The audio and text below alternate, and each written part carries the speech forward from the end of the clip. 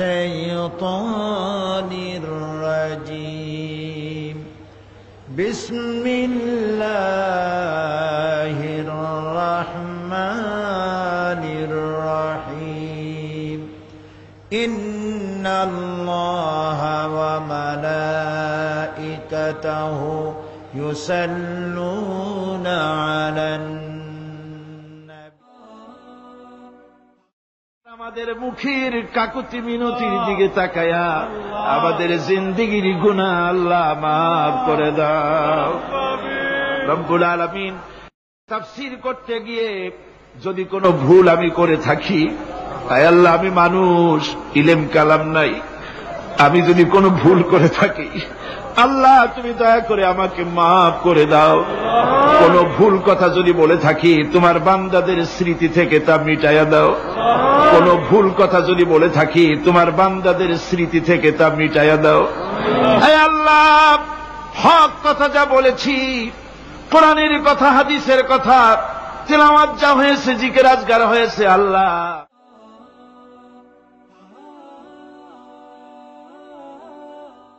ভুল বক্তব্যের কারণে অথবা ভুল কথা লিখে থাকার কারণে তাদেরকে সংশোধন করাই হচ্ছে বড় উদ্দেশ্য। এজন্য ব্যক্তি জীবনের কোনো ভুল ত্রুটি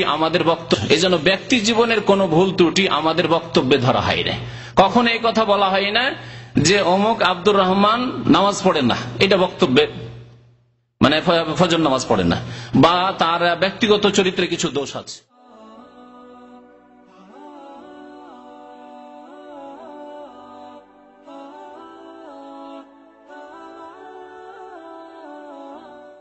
কিন্তু যেই ভুলের কারণে সারা বিশ্বের অসংখ্য মানুষ ক্ষতিগ্রস্ত হতে পারে, সেই ভুলের সংশোধন করে দেওয়া আরো গুরুত্বপূর্ণ ফরজ, না হলে অনেকে পথভ্রষ্ট হয়ে যাবে। আশা করি আমার কথা স্পষ্ট।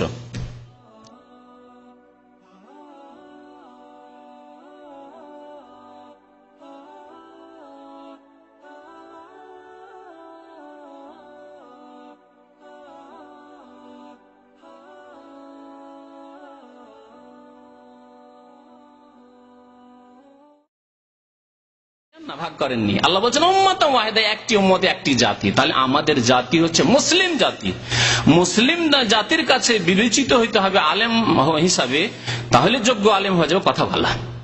তাহলে এই সংজ্ঞায় যদি ফেলি, তাহলে সাইদি সাহেব মুসলিম বিশ্বে আরবদের কাছে কেউ চেনে আরবরা? সাইদি সাহেব মুসলিম বিশ্বে আরবদের কাছে কেউ চেনে আরবরা?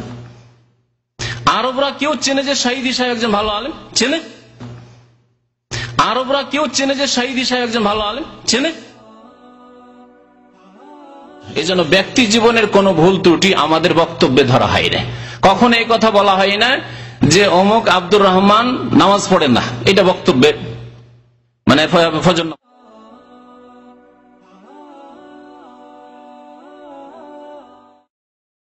মুহাম্মাদিন মিসকিল খিতামি হাত্তা ইয়াউমিদ্দিন লা ইলাহা ইল্লাল্লাহ। সংযুক্ত আরব আমিরাতের সবচেয়ে ঘন বসতিপূর্ণ ও সমৃদ্ধ শহর হল দুবাই। বছর দুবাইয়ের ঐতিহাসিক ডেরা ঈদগাহ ময়দানে অনুষ্ঠিত হয়ে গেল বিশাল ওয়াজ মাহফিল।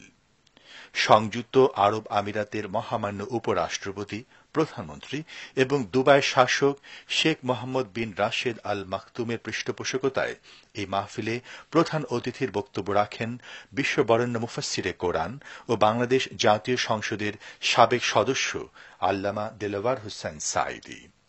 সুধীমণ্ডলী, এখন দেখবেন এই মাহফিলে প্রদত্ত আল্লামা সাঈদীর বক্তব্য। আল্লাহ তাআলার দরবারে লাখো কোটি শুকর আদায় করছি যে মহান আল্লাহ তাবারক ও তাআলা দুবাই সরকারের আমন্ত্রণে আপনাদের খেদমতে আল্লাহর নগণ্য গোলামকে হাজির করে দুবাই ন্যাশনাল ঈদ গ্রাউন্ডের এই বিশাল ময়দানকে কানায় কানায় পূর্ণ করে দিয়েছেন। আমরা আল্লাহ শুকর অর্থে বলি আলহামদুলিল্লাহ। মুহাব্বতের সাথে আবারও বলেন আলহামদুলিল্লাহ। রব্বানা। কোরআনের মুজিজা সম্পর্কে আলোচনা হবে ইনশাআল্লাহ। বলেন ইনশাআল্লাহ। আমি প্রথমে বলে নিতে চাই কোরআন নাজিলের উদ্দেশ্য কি, কোরআন কেন নাজিল হলো। আর সমস্ত কথার আমি দলিল হিসেবে পেশ করব কোরআন, তাফসীর হবে কোরআন বিল কোরআন। আমরা বলি আলহামদুলিল্লাহ। আরবরা কেউ চেনে যে শহীদি সাহেব একজন ভালো আলেম? চেনে? চেনলে 2 মাস আগে এসেছিলেন এখানে বক্তব্য করার জন্য, আর রিয়াজে গিয়েছেন এক মসজিদে বক্তব্য করার জন্য। এক জামাতি ভাই নিয়ে গিয়ে বক্তব্যের প্রোগ্রাম কোন রকম এক আরবকে বুঝিয়ে নিয়ে পারমিশন করিয়েছিল। আর যেই জানা গেল যে তার আকীদা, তার কথা সুন্নাত বিরোধী আর আকীদায় ভুল রয়েছে, তখন বক্তব্যের কাছাকাছি গিয়ে সেখানে পৌঁছে এশার নামাজ তো পড়লেন, কিন্তু বক্তব্যের পারমিশন দেওয়া হলো না, মাত্র 2 মাস আগে। আর এখনো বর্তমানে গত সপ্তাহের খবর, এখনো মনে হয় মক্কায় আছেন, আমার কাছে টেলিফোন আসলো এবং চেষ্টা চালাচ্ছেন জিজানে বক্তব্য করার জন্য।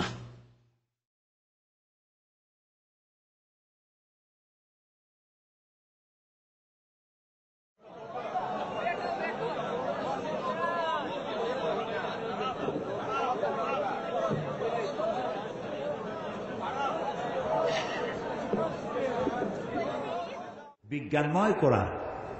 গত অক্টোবর মাসে আমাকে দাওয়াত দিয়েছিল আরব আমিরাতের উপরাষ্ট্রপতি, আরব আমিরাতের প্রধানমন্ত্রী, দুবাইয়ের শাসক মোহাম্মদ বিন রাশেদ আল মাকতুম। তিনি দাওয়াত দিয়েছিলেন ইন্টারন্যাশনাল কোরআন অ্যাওয়ার্ড। গত 12 বছর ধরে তারা এটা করতেছে, কোরআন প্রতিযোগিতা। পৃথিবীর 70 থেকে 72টি দেশ এতে অংশগ্রহণ করে। দুবাইয়ের শাসক, আরব আমিরাতের প্রধানমন্ত্রী, তিনি আমাকে এটা চিফ গেস্ট করলেন গত 12 অক্টোবর। আমাকে বক্তব্য রাখার জন্য দাওয়াত দিয়েছে। আমার বক্তব্যের বিষয় ছিল the scientific miracles in the holy কোরআন।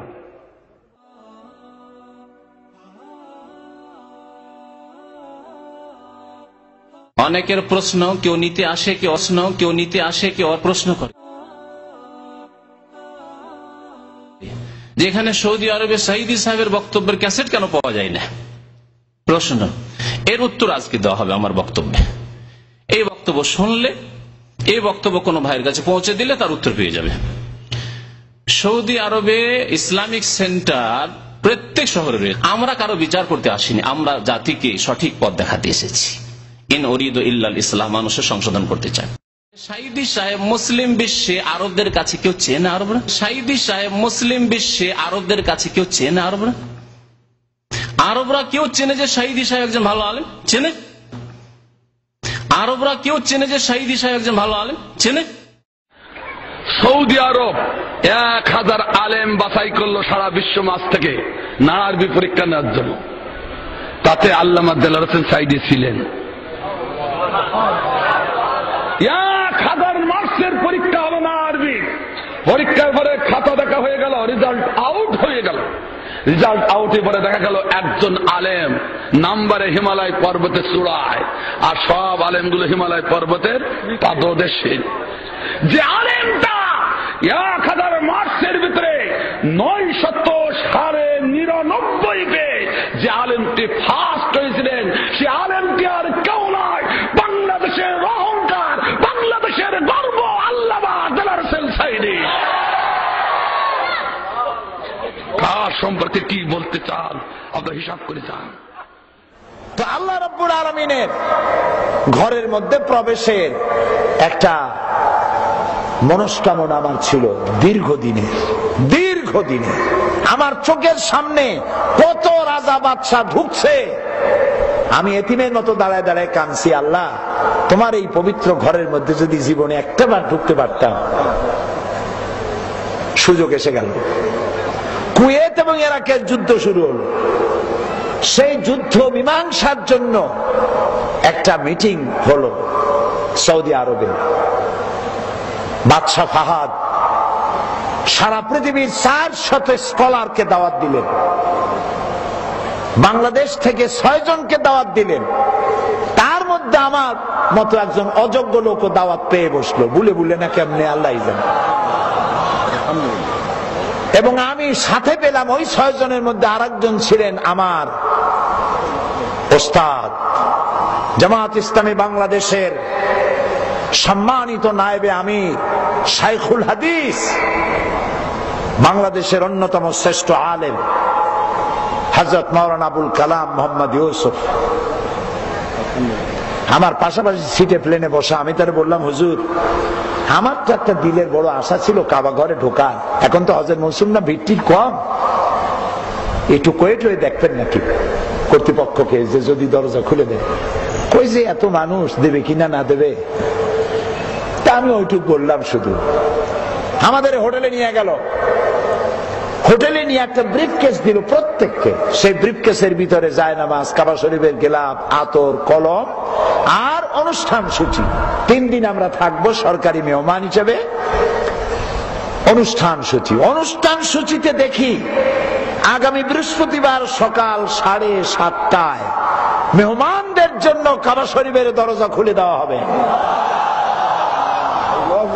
আমি পড়িয়া কান্দে দিছি। সকাল 7:30 কখন হবে? আমি রাত্রে এশার নামাজ পড়িয়া হোটেলে এসে গোসল করিয়া নতুন কাপড় চোপড় পরিয়া সারা রাত ঘুমাই নেই, তাওয়াফ করেছি, তাহাজ্জুদ পড়েছি, সকালের অপেক্ষা করেছি। প্লেনের সিঁড়ির মতো একটা সিঁড়ি এসে সকাল 7টায় লেগে গেল দরজার সাথে। আর্মি এসে ঘিরে ফেললো কাবা শরীফ। যারা তাওয়াফ করতেছিল তারা দূরে সরে গেল, মাঝখানে জায়গা খালি হয়ে গেল। আমি চাইলাম আমি প্রথম ব্যক্তি হব, পারলাম না। তখনকার আজাদ কাশ্মীরের প্রেসিডেন্ট সরদার আব্দুল কাইয়ুম তিনি ঢুকলেন, 2 নম্বরে ঢুকলেন। তখন আফগান এবং রাশিয়ার যুদ্ধ চলতেছিল। সেই যুদ্ধের সর্বাধিনায়ক আব্দুর রব আস-সাইয়াফ আর-রাসূল তিনি ঢুকলেন। 3 নম্বরে আল্লাহ তার গোলামকে চান্স দিয়ে দিলেন। ভিতরে ঢুকে তাফসীর করতে গিয়ে যদি কোনো ভুল আমি করে থাকি, তাই আল্লাহ আমি মানুষ, ইলম কালাম নাই, আমি যদি কোনো ভুল করে থাকি আল্লাহ তুমি দয়া করে আমাকে মাফ করে দাও। কোন ভুল কথা যদি বলে থাকি তোমার বান্দাদের স্মৃতি থেকে তা মিটাইয়া দাও। আল্লাহ তাআলা তোমার কাছে কি চাইবো, না চাওয়াতে কত কিছু দিছো, চাইতে তো সরব করে তোমার কাছে যা পাওয়ার যোগ্যতা রাখি না তার থেকে বেশি তুমি দিয়েছো বাবু। তবুও না চাইলে তুমি রাগ করো, তাই তোমার কাছে চাবো না, কার কাছে চাইবো বাবু? যা চাইলাম তা দিও, যা চাইতে পারলাম না আমাদের জন্য দরকার সেটাও তুমি দিয়ে দিও, আর যেগুলি আমাদের জন্য অকল্যাণ তার থেকে আমাদেরকে তুমি বাঁচাই দিও। আল্লাহ কোরআন শরীফ আমাদের সকলকে বোঝার তৌফিক দিও, সহি করে তেলাওয়াতের তৌফিক দিও। আল্লাহ তাআলা বিগত 21টি বছর তুমি তোমার এই ছোট্ট গোলামকে দিয়ে কোরআনের কথা তুমি তোমার বান্দাদেরকে শুনিয়েছ। এমনটি যেন না হয় যা আমি বললাম আর কিয়ামতে এই দুনিয়া আমল না করে তোমার কাছে আসামি হলাম, এমনটি যেন না হয়। যা তুমি বলার তৌফিক দিলে তা সব আমাকে আমল করার তৌফিক দিও বাবু। সমস্ত আলেমদেরকে আল্লাহ ঐক্যবদ্ধ হওয়ার তৌফিক দিও, সমস্ত ওলামাদেরকে স্বাস্থ্য ভালো করে দিও, পীর বুজুর্গদেরকে আল্লাহ, পীর বুজুর্গ আলেম ওলামা ইসলামী চিন্তাবিদ আল্লাহ সকলকে তুমি এক বানায় বাংলাদেশে ইসলামের রাষ্ট্র কায়েমের পথকে সুযোগ করে দিও।